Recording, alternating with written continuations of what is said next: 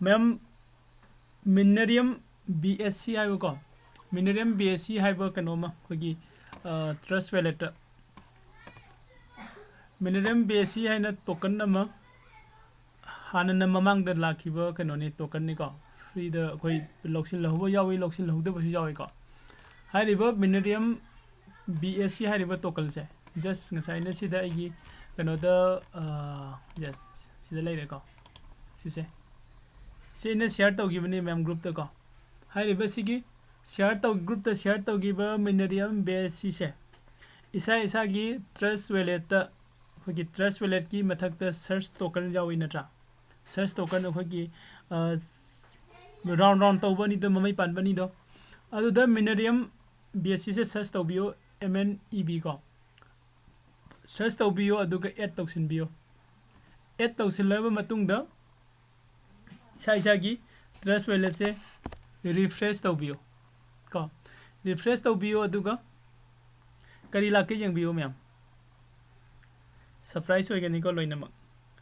अदुगा कनागुंबो हजिक खोगी सिगी अटेंड तौरिबसिंगना ट्रस्ट वैलेट हारिबा मिनरियम BSC MNEB से सर्च तौरगा अदुगा ऐड तौसिनबिरगा ऐड तौर मतुंगदा रिफ्रेश तौथो रिफ्रेश तौरगा सरप्राइज फंगबदा स्क्रीनशॉट लौरगा खोगी सिगी WhatsApp की ग्रुप सिदा थागत पिरो आई ngaijege ko yam जायफ्रेम में नंगी कनो तो थारो जिंगसे ट्रस्ट वैलेट की स्क्रीनशॉट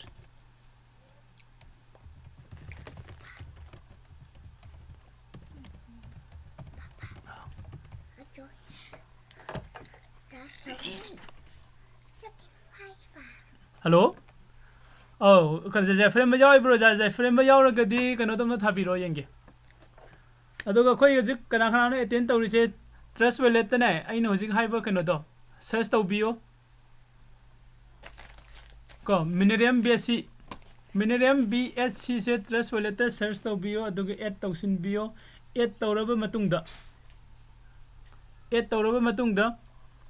पेज तो रिफ्रेश तौबियो को पेज से रिफ्रेश तौबियो अदुगा सरप्राइज फंगने करी सरप्राइज नो कनो WhatsApp ते शेयर तौबिरो को जायफ्रेम बन हजिक था खरे नट्रा मागी 1,50,000 मिनरियम कनो से बेसी कनो से फंगे को मागी हजिक की वैल्यू नि सिदा शो तबिसने को इदि प्राइस से 16 रुपीस से होगले अदई कना ट्रस्ट वैलेट ऐड तौसिनबियो ट्रस्ट वैलेट मनोरंजन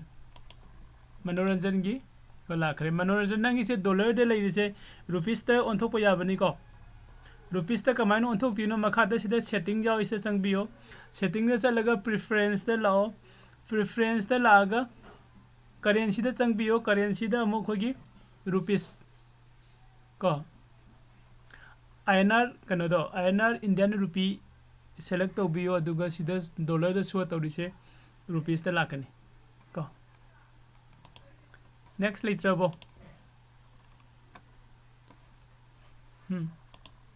ओके यामना सरप्राइज नि को इदि आइगी दिन नहलवाइदा अइना मसिदगी था खरगी ममांगदा फ्री द टोकन द लोक्सिलगा थमगिबने अदो प्राइस शो तौरे को प्राइस शो तौरे अदुगा खनदगी आई ममिंग पलरोगी अंगांग अमदे योंदा कॉल फंगे स्वाइन तौवे हैना को अदुगा कनोदा मुक यूट्यूब ता कईदा खोगी कनोदा जे सिदा सर्च तौबने ट्विटर दा इन सर्च तौरकांदा मयाम से स्वाइन लोक्सिनरमेबा को लोक्सिनरमे जस्ट कोसी लोक्सिलगा थमहोबो याई हाइबगी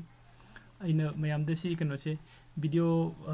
कॉन्फ्रेंस से यामना थुना अरेंज तौरकनी को मैम नेक्स्ट कनागी लौरगे लौबो मी कनो तौबिरोने शेयर तौरो जिंगसिबा ग्रुप ता कोई ग्रुप ता कंट्रैक्ट एड्रेस समता थाबिरो कंट्रैक्ट एड्रेस थाद्रगसु कनो सिदा थियो कंट्रैक्ट एड्रेस थाद्रगसु ने सिदा थिबियो मी न MINEREUM मिनरियम BSC si search taubiyo fangani ko si search taubiyo minerium BSC trace wallet ki search taubum da search taubiyo aduga add taubiyo trust wallet के search तब ma'am lion खंगी नत्रा सिगी मथक लेरिबा कनोनी से ममई Panba dot dot अनी से circle मसा मसा अखोगी हंगोई मसा मानबा अनी से को सिदा नमगा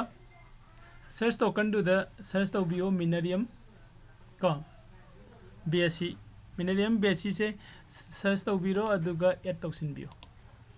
को ऐड तौसिलगा पेज तो रिफ्रेश तौबियो यानी को ऐड तौबिरो अदुगा पेज तो रिफ्रेश तौबियो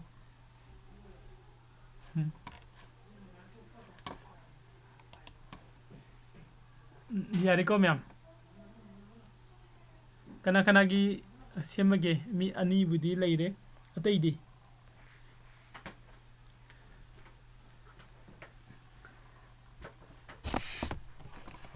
ऐड तौसिनबियो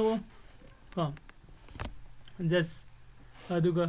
मखाताना हयेंग सिगी योनबा यारकपा नत्रगा कमाइना मोइना अखु मयामदा डिस्ट्रीब्यूट तौरइनो हाइबदो अई कोना थीरके हौजिकी ओइना हौजिकी ओइना ऐड तौसिनबा याबा सुम तौसिनबिहो को मैम तौसिलगा WhatsApp ता शेयर तौबिरो मयाम पुन्ने जिंगमिनसे ओके कुमारजट की लाखरे को कुमारजट की 20 रुपीस जाओगे को प्राइस मैम हमने सरप्राइज ने विजिट तौबियो मैम विजिट तौबियो अदुगा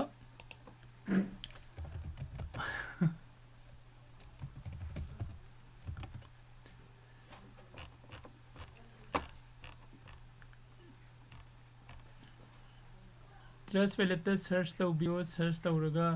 कनो से थीबियो मैम को फंगननबा अदु फंगनी को अदुगा मैम अनौबा यावरकपसिंग को सिगी वीडियो से अटेंड तौबियो को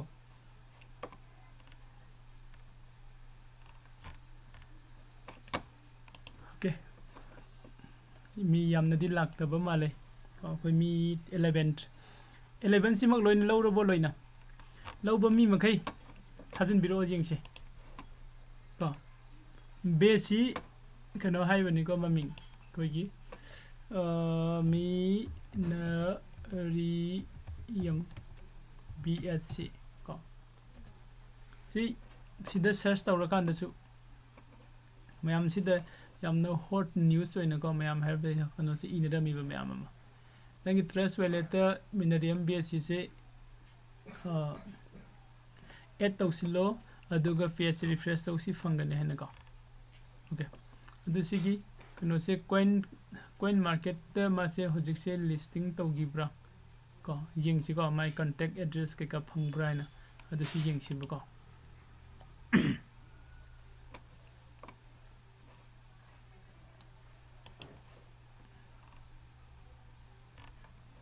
दो मैम कनो तौबियो CoinGecko coin cap market listing को बियन मिनरियम BSC सिदा यावरे को मैम कनागुमबना सिदा खोगी कॉन्ट्रैक्ट एड्रेस पामगसु आई खोगी WhatsApp ग्रुप दा को कॉन्ट्रैक्ट एड्रेस थाजरके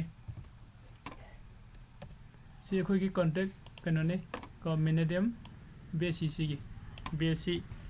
मागी होजि डिस्ट्रीब्यूट तौरिंगै मतम सिदा लौबा याबा लौसिन हो मैम अदुगा अदि हयेंग लौसिन बा यागिद्रगदि कनो तौगनी नत्रा मिनरियम BSC को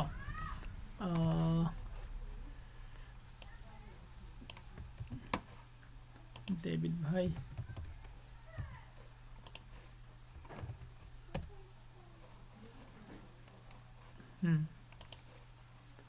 तई लेत्रबो कना कना स्क्रीनशॉट थाबिरो जिंगसे स्क्रीनशॉट हजि हजि सिदा कॉइन मार्केट कैप ते लिस्टेड तौरबो कनोनी को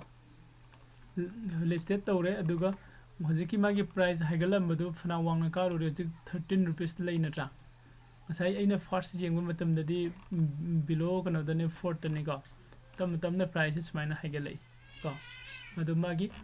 सिगी 1 डे 7 days 7 day गिदा मुजेंगसी माइ चार्ज को 7 day गिदसु कनो सी खिन दबा माले को दुगा मागी Koyna explorer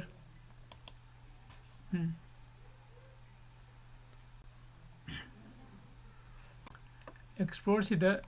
changa ga su yeng se ko kol tok sile se kaino ne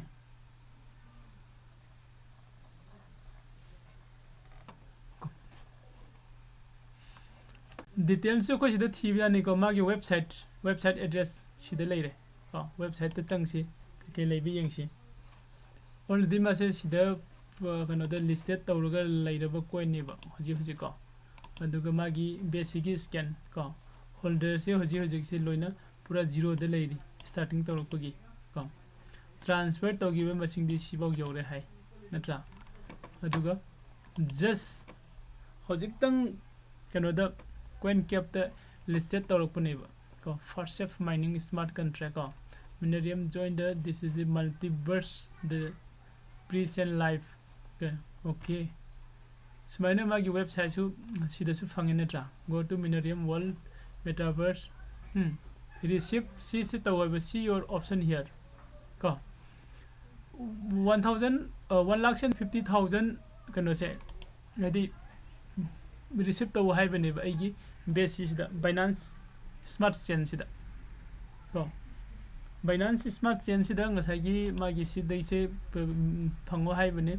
Polygon da su live now tawre ha the web3 platform MINEREUM BSC lucky draw ko for the ETL version access here okay sumaina mayam ma sida kan leire ko how MINEREUM works Genius supplies mining ko learned BSC exchange MINEREUM DEX ko Horbit tasuma se buy and sell Horbit tasu listed tawre ko already pancake swap tasu listed tawre ko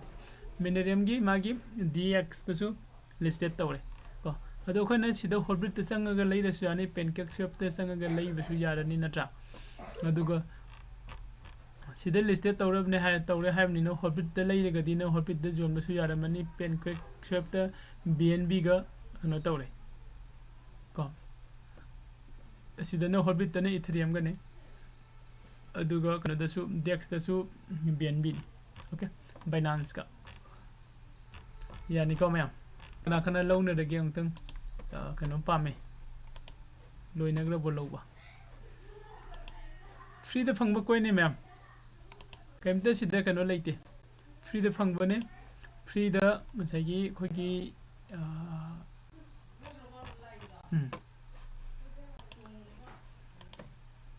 just aigi trust wallet ta sangaga ina tawdu se kaino just trust wallet ta sangbiro aduga trust wallet ta sangaga masagi MINEREUM BSC se search tawbiyo ko karigumba si phangdragana ko si MINEREUM si se search tawbiyo ko masagi at search ko sigi what se search tawbiyo aduga karigumba si phangdragadi phangdragadi khoina tawdu se kaino next sigi magi Binance ki kano se magi contract address ko contract address se lobiro aduga contract address se si add tawsin bio du di phangani ko sure asi add tawroba matungda ngasagi nangi page to refresh tawbio refresh tawroba matungda nangi surprise to phangani 1,50,000 ko 1,50,000 kariga phangdu se B MINEREUM BSC ko si phangani ko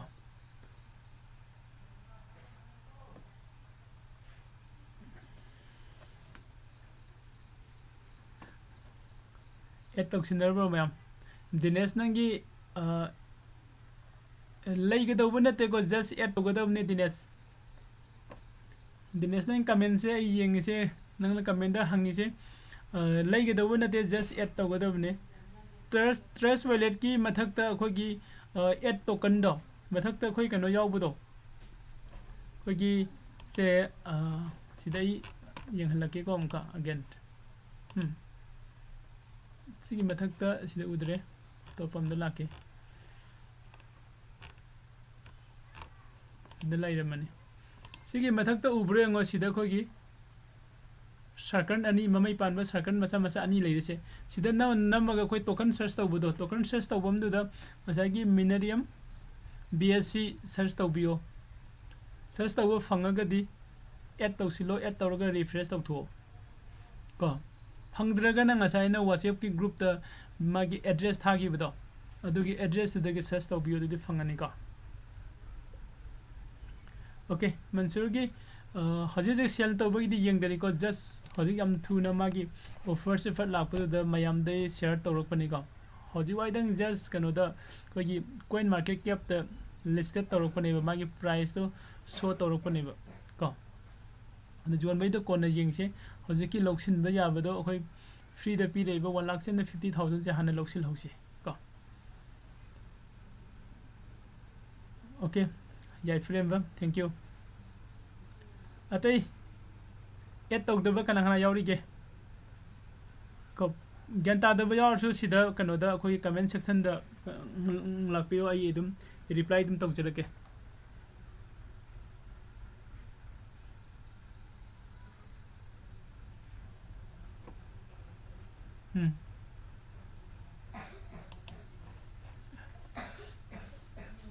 yana da bo ma'am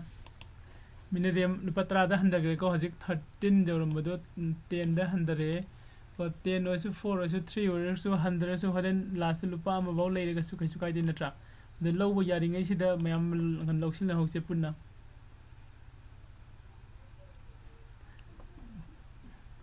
koi discussion se attend tawba mi masing chu hengala I ko 15 jogre attendance masing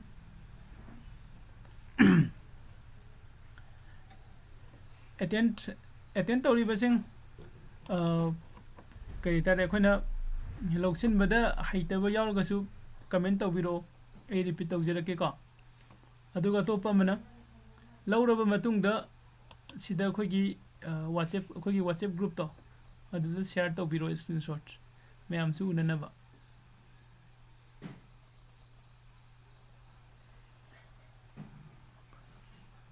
fare dadi ma'am swaide loisilage ore namuk punna